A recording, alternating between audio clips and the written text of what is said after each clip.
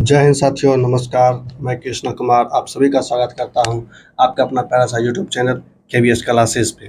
दोस्तों, इससे पिछले वीडियो में हमने आपको हिस्ट्री ख़त्म कर दिए हैं, यानी कि पाँच पाँच वीडियो है पूरा हिस्ट्री का, जिसमें कि हम आठों चैप्टर को ऑब्जेक्टिव के रूप में सॉल्व किए हैं। तो चलिए आज की इस वीडियो में देखें क्या चीज़, राजनीतिक शास्त्र यानी कि पॉलिटी जो है कि पॉलिटी सोशल साइंस का भाग है, पॉलिटिकल साइंस। ठीक, इसमें क्लास 9th का है। इसमें जो है कि उस हिस्ट्री से ज़्यादा क्वेश्चन है। हिस्ट्री में जो 31 क्वेश्चन था, इसमें कितना था, इसमें 40 क्वेश्चन टोटल है, एक चैप्टर में 40 क्वेश्चन। ठीक, तो चलिए आई होप आपको उस वीडियो से बहुत फ़ायदा हुआ होगा। तो चलिए आज के इस वीडियो को स्टार्ट करते हैं। स्टार्ट करने से पहले वीडियो को पूरा देखिएगा। यह वीडियो भी लगभग 20 मिनट का होगा, 20 से 25 मिनट का होगा। तो और आप सब जो है वीडियो को लाइक कीजिएगा और वीडियो को पूरा देखिएगा। अब चलते हैं, पुनः वीडियो को स्टार्ट करते हैं। तो चैप्टर का नाम क्या है, लोकतंत्र क्या है और क्यों। जैसे लोकतंत्र क्या है और क्यों, तो इसका चैप्टर का नाम है लोकतंत्र क्या है और क्यों। मतलब कि इसमें लोकतंत्र के बारे में पढ़ना है। क्या चीज़, लोकतंत्र के बारे में पढ़ना है। लोकतंत्र क्या होता है, लोकतंत्र सरकार कैसे बनते हैं। ठीक, यानी कि राजनीतिक शास्त्र में किसके बारे में पढ़ेंगे, राजनीतिक के बारे में पढ़ेंगे। तो चलते हैं आप कहाँ, अपने क्वेश्चन की ओर। तो पहला क्वेश्चन देखिए, इसमें क्या कहता है। पहला क्वेश्चन कहता है क्या चीज़ की, पहला क्वेश्चन है इसमें कि लोकतंत्र का मुख्य तत्व क्या है। लोकतंत्र का मुख्य तत्व क्या है, इसको देखिए। लोकतंत्र का मुख्य तत्व क्या है। ऑप्शन ए में क्या है, एक व्यक्ति का शासन। ऑप्शन बी में है जनता द्वारा चुनी गई सरकार। ऑप्शन सी में है राजा द्वारा शासन। ऑप्शन सी में धर्म के आधार पर शासन। तो इसका आंसर क्या चीज़ हो जाएगा, इसका आंसर हो जाएगा आपका क्या चीज़, इसका आंसर हो जाएगा जनता के द्वारा चुनी गई सरकार। क्या, जनता के द्वारा लोकतंत्र में जो है कि जनता के द्वारा सरकार को चुनी जाती है। जैसे कि जनता वोट देती है सरकार को और सरकार पुनः इलेक्ट चुनकर वहाँ भेजा जाता है, कहाँ, लोकसभा में, संसद में, जिसको बोलते हैं संसद में भेजा जाता है। तो चलिए अगला क्वेश्चन है, क्वेश्चन नंबर 2 में कहता है कि लोकतंत्र में अंतिम निर्णय लेने का अधिकार किसका होता है, यानी कि लोकतंत्र में अंतिम निर्णय कौन लेता है। तो लोकतंत्र में अंतिम निर्णय कौन लेता है, जनता लेता है। कौन लेता है, जनता के द्वारा अंतिम निर्णय लिया जाता है। किसमें, लोकतंत्र में। लोकतंत्र में किसके द्वारा लिया जाता है अंतिम निर्णय, जनता के द्वारा लिया जाता है। उसके बाद अगला क्वेश्चन कहता है कौन सा देश लोकतंत्र का उदाहरण नहीं है। मतलब किस देश में लोकतंत्र नहीं है। तो किस देश में, उत्तरी कोरिया में जो है कि अभी भी लोकतंत्र नहीं है। उत्तरी कोरिया में लोकतंत्र नहीं है, मतलब जनता के द्वारा वहाँ सरकार नहीं चुना जाता है। ठीक, अगला क्वेश्चन, क्वेश्चन नंबर कितना, 4। क्वेश्चन नंबर 4 में कहता है, देखिए फटाफट थोड़ा स्पीड में करेंगे क्योंकि क्वेश्चन का संख्या जो है 40 हुआ है, और फटाफट इसलिए करेंगे कि वीडियो थोड़ा कम टाइम में बने। तो चलिए अब स्टार्ट करें। क्वेश्चन नंबर 4 में कहता है क्या चीज़ की, लोकतंत्र में कौन सी चीज़ आवश्यक नहीं है। तो लोकतंत्र में कौन सी चीज़ आवश्यक नहीं है, तो सेना द्वारा शासन है। सेना द्वारा शासन, लोकतंत्र में सेना द्वारा शासन जरूरी नहीं, आवश्यक नहीं है। इसमें लोकतंत्र में जनता के द्वारा शासन किया जाता है। ठीक, अगला क्वेश्चन है लोकतंत्र में सरकार किसके प्रति जवाबदेह होती है। तो लोकतंत्र में जो है सरकार जनता के प्रति क्या होती है, जवाबदेह होती है। लोकतंत्र में जो सरकार जनता के प्रति जवाबदेह होती है, मतलब तब जो लोकतंत्र में, तब कि देखते हैं क्या अभी के समय में क्या कहते हैं, सीधा डायरेक्ट प्रधानमंत्री से सवाल पूछा जाता है। माइक लगाकर मीडिया वाला क्या करता है, सवाल पूछता है। तो यही वाला लोकतंत्र की खासियत है। तो चलिए अगला है लोकतंत्र जनता का, जनता के लिए, जनता द्वारा क्या चीज किया जाता है, लोकतंत्र। देखिए इसमें क्या कहता है, लोकतंत्र जनता का, जनता के लिए, जनता द्वारा शासन, यह कथन किसका है। तो यह कथन जो अब्राहम लिंकन का है। अब्राहम लिंकन कौन था, तो यह अमेरिका का राष्ट्रपति था। कौन था, अमेरिका का राष्ट्रपति अब्राहम लिंकन। क्या है, अब्राहम लिंकन कहता है, या लोकतंत्र का परिभाषा भी यही कहता है कि लोकतंत्र यानी कि लोकतंत्र का जनता के लिए, जनता द्वारा शासन क्या कहता है, लोकतंत्र कहलाता है। तो यह किसका कथन है, तो अब्राहम लिंकन का है। ठीक, अब आगे चलिए अगला क्वेश्चन है क्या चीज कहता है, अगला प्रश्न, निम्नलिखित में से कौन लोकतांत्रिक सरकार नहीं है। मतलब निम्नलिखित में से जो ऑप्शन दिया है उसमें से लोकतांत्रिक सरकार नहीं थी, तो कौन नहीं थी, तो पाकिस्तान 1999 में। पाकिस्तान में जो है कि अभी भी अनस्टेबल रहता है, वहाँ लोकतंत्र का नाम का चीज़ नहीं है। 5 साल पूरा कभी अभी तक नहीं किया है कौन चीज़, लोकतंत्र का सरकार 5 साल भी पूरा नहीं कर पाया है। ठीक, तो चलिए पाकिस्तान 1999 में लोकतंत्र नहीं था। उसके बाद प्रश्न संख्या 8 में कहता है लोकतंत्र की सबसे पहली पहचान क्या है। तो लोकतंत्र की सबसे पहली पहचान क्या है कि लोकतंत्र जिस देश में होगा वहाँ चुनाव होगा। क्या चीज़ होगा, चुनाव होगा। चलिए अब अगला क्वेश्चन में कहता है कौन सा देश सैन्य शासन का उदाहरण है। तो पाकिस्तान, पाकिस्तान में सैन्य सहसा लगा नहीं रहता है। तो चलिए अगला क्या है, अगला है किस शासन यानी किस प्रकार का शासन एक व्यक्ति के द्वारा होता है। तो क्या जी, तानाशाह, क्या जी, तानाशाह होता है। तानाशाह, जो तानाशाह मतलब क्या है, तानाशाह एक प्रकार का राजशाही शासन, क्या राजशाही, तो उसके बाद तानाशाह हो, राजा जो बोल रहा है वही कानून हो जाता था। ठीक, तो चलिए अगला है क्वेश्चन नंबर 11। क्वेश्चन नंबर 11 में कहता है क्या चीज कि एक लोकतंत्र में सत्ता कैसे प्राप्त की जाती है, युद्ध से कैसे प्राप्त किया जाता है, तो चुनाव के द्वारा, किसके द्वारा, चुनाव के माध्यम से सत्ता प्राप्त किया जाता है, किसके माध्यम से, चुनाव के माध्यम से सत्ता को प्राप्त किया जाता है। ठीक, अब आगे देखिए अगला क्वेश्चन है, क्वेश्चन संख्या कितना 12 में, लोकतंत्र में सहमति का क्या स्थान होता है, लोकतंत्र में असहमति का क्या स्थान होता है। तो असहमति का होता है स्वागत योग्य, असहमति का मतलब क्या है, स्वागत योग्य। असहमति का मतलब क्या, लोकतंत्र में असहमति मतलब सहमत नहीं का स्थान क्या होता है, स्वागत योग्य, मतलब हम स्वागत करते हैं, विरोध किया। ठीक, इन्हें क्या लाठी डंडा से विरोध नहीं किया जाता है। ठीक, अगला है निम्न में से कौन लोकतंत्र का एक लाभ नहीं है, मतलब लोकतंत्र का एक लाभ नहीं है। तो एक तंत्र, लोकतंत्र में जो है कि एक तंत्र सब एकजुट नहीं होता है, कोई किसी का विरोध करेगा, कोई किसी का समर्थन करेगा, इस तरह से होते रहता है, यानी कि एक तंत्र की अभाव होती है, किसमें, एक तंत्र की लाभ नहीं, मतलब एक तंत्र नहीं होता है लोकतंत्र में। ठीक, अगला है क्या चीज कि तानाशाही में सरकार कौन बनती है, मतलब सरकार कैसे बनती है, तानाशाह में सरकार कैसे बनती है। तो कैसे बनती है सरकार, तो एक व्यक्ति द्वारा बलपूर्वक सरकार को बना लिया जाता है। मतलब तानाशाह में जो है कि एक व्यक्ति कहेगा कि इसको बनाना है प्रधानमंत्री, किसको, नरेंद्र मोदी को बनाना है प्रधानमंत्री, तो नरेंद्र मोदी बन गया। कोई कहेगा कि राहुल गांधी को बनाना है प्रधानमंत्री, तो राहुल गांधी बन गया।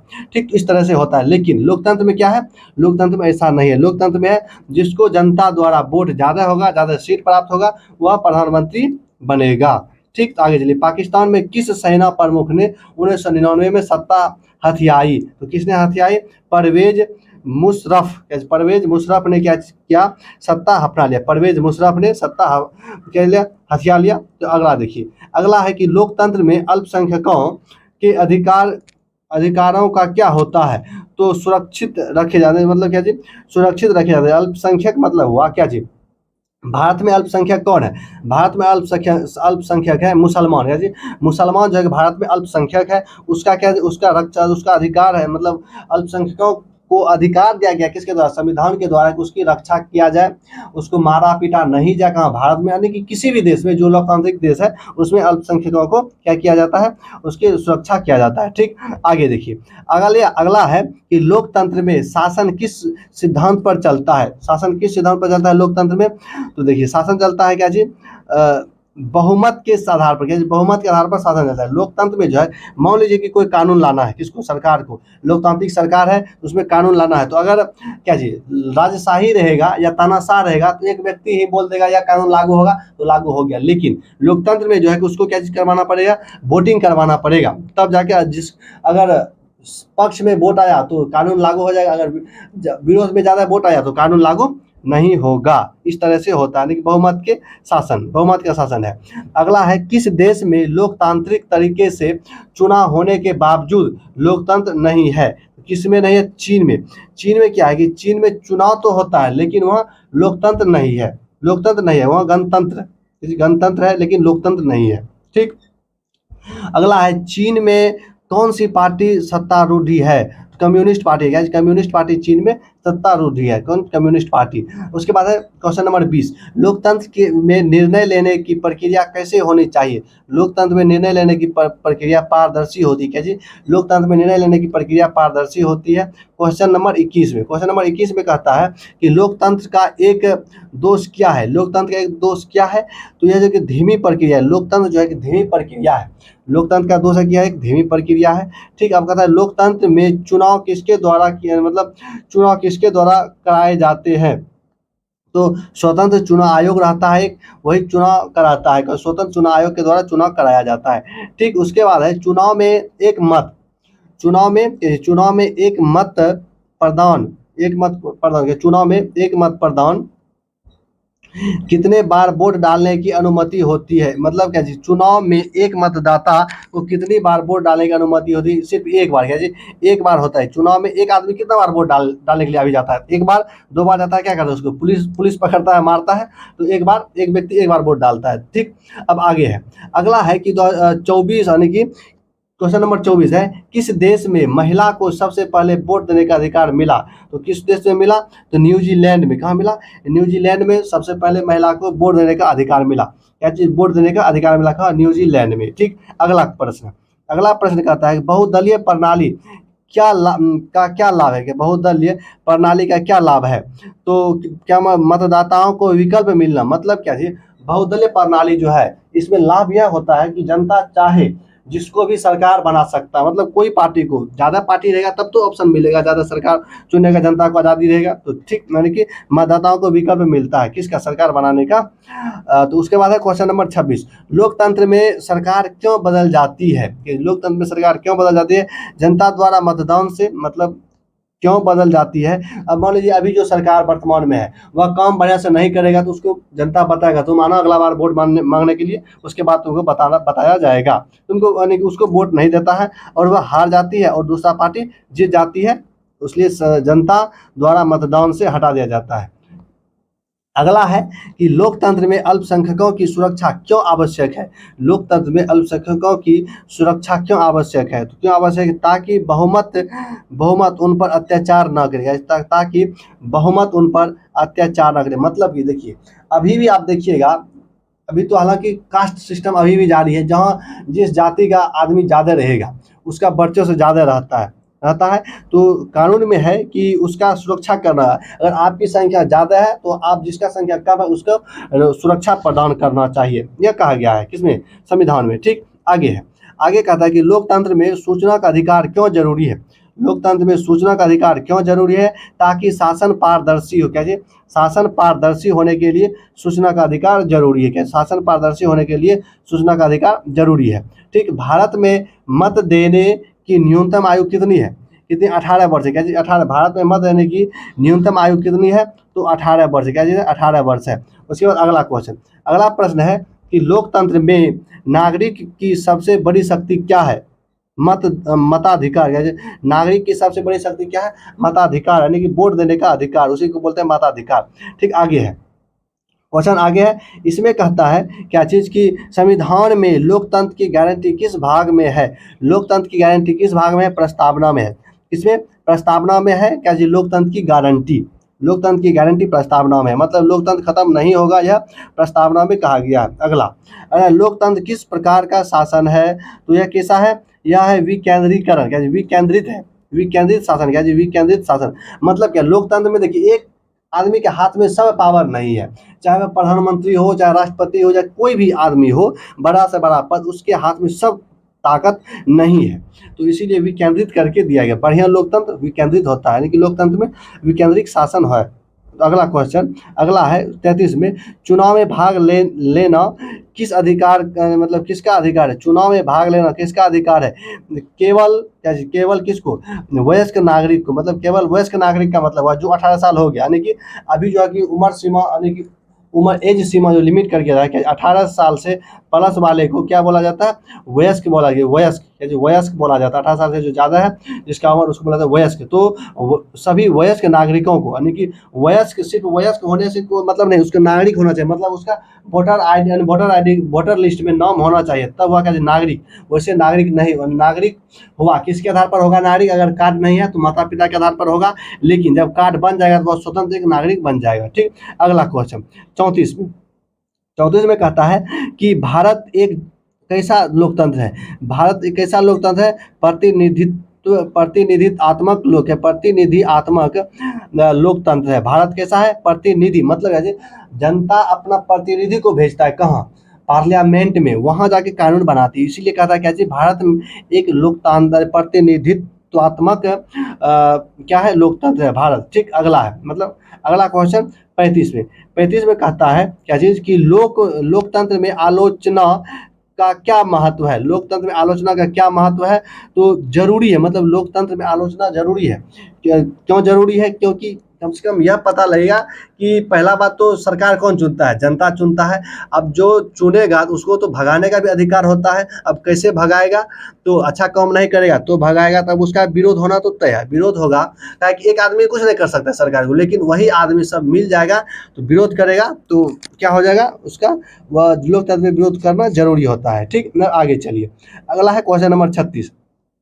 इसमें कहता है कि एक व्यक्ति एक वोट किस मूल्य से संबंधित है, मतलब एक व्यक्ति एक वोट किस मूल्य से संबंधित है, तो समानता से, समानता से मतलब क्या जी, एक आदमी एक ही वोट देगा, इसका मतलब क्या हुआ कि सभी नागरिक को समान रूप से देखा जाएगा, किसके द्वारा, सरकार के द्वारा। ऐसा नहीं है जिसके पास ढेरी टका है, अंबानी, अडानी, ये सब जो इसके पास बहुत टका है तो ये सब 5 को वोट डालेगा, ऐसा नहीं है। सब एक वोट डालेगा, सब एक वोट डालेगा। तो चलिए यही है मूल, क्या मूल से संबंधित है, एक समानता।